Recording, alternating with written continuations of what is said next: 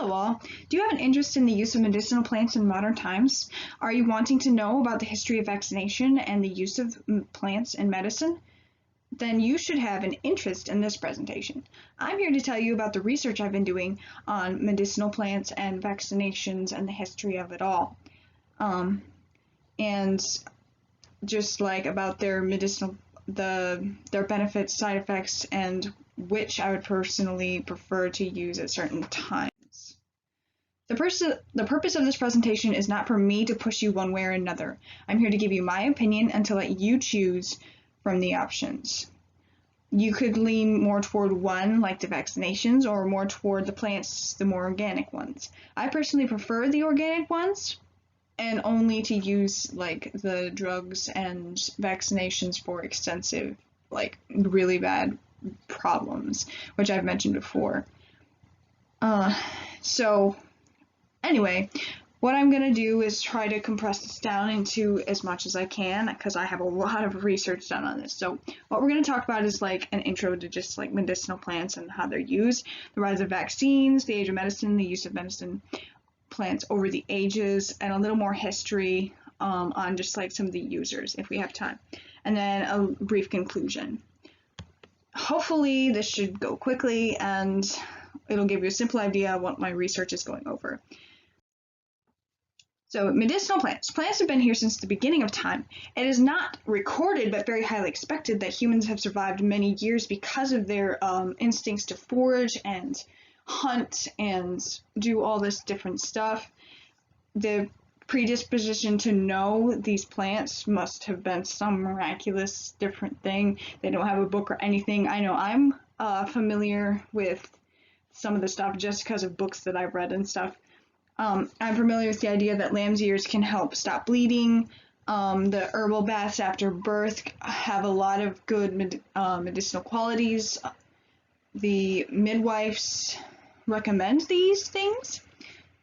My coconut milk is used for rehydration if you're really sick. Sometimes they can help you rehydrate even better than water.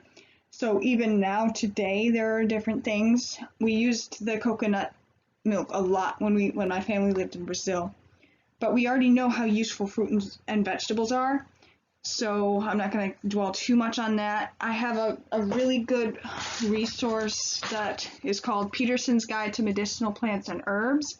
It's a book on, well, like it sounds, medicinal plants and herbs. It has a lot of good information, like different plants. There are pictures in it and words everywhere.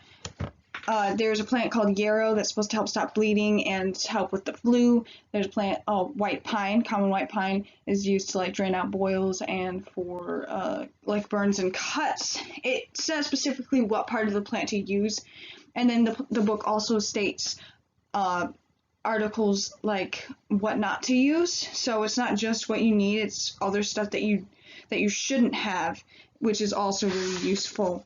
And medicinal plants, like I said, isn't only used then, it's used now. My good friend from Colombia, she told me about some specific plants because I told her I was doing research, and she said this would be good for you to know, like manzia or eucalyptus. It's eucalypto. She said it's used for nasal ingestion. Hierba buena is a plant used for stomach pain. Menta is used for stomach pain. Calendula is actually a marigold, which she said they use it to heal like cuts or wounds. So I thought that was really interesting because we have a lot of marigolds here in the U.S., Michigan especially. Then Sabila and some other ones, which I just thought I was really excited about it. But enough about plants. There's probably a lot more that could be discussed concerning these wonderful creations of nature, but there's also one amazing creation of man: vaccines. So if it hadn't been for the invention of vaccines, the death rate of so many diseases would probably be the same, if not higher.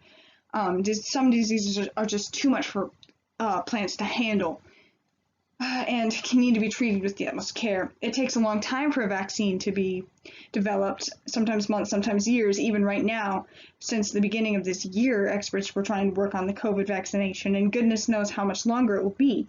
an article I read on the Annual Academic said that something about death rates specific from flu from like 1918 to 1968. In 1918, 675,000 Americans were killed in the global epidemic, 70,000 in 57 and 34,000 in 68, with approximately 40 million around the world killed. So as you can see, the death rate seems to decrease as time passes, probably because of the antibiotics and vaccines. The use of like Tylenol has had a huge impact on it. So that's a big thing. And then the pox was a really big thing back then. There's a clip from a series called John Adams that is used.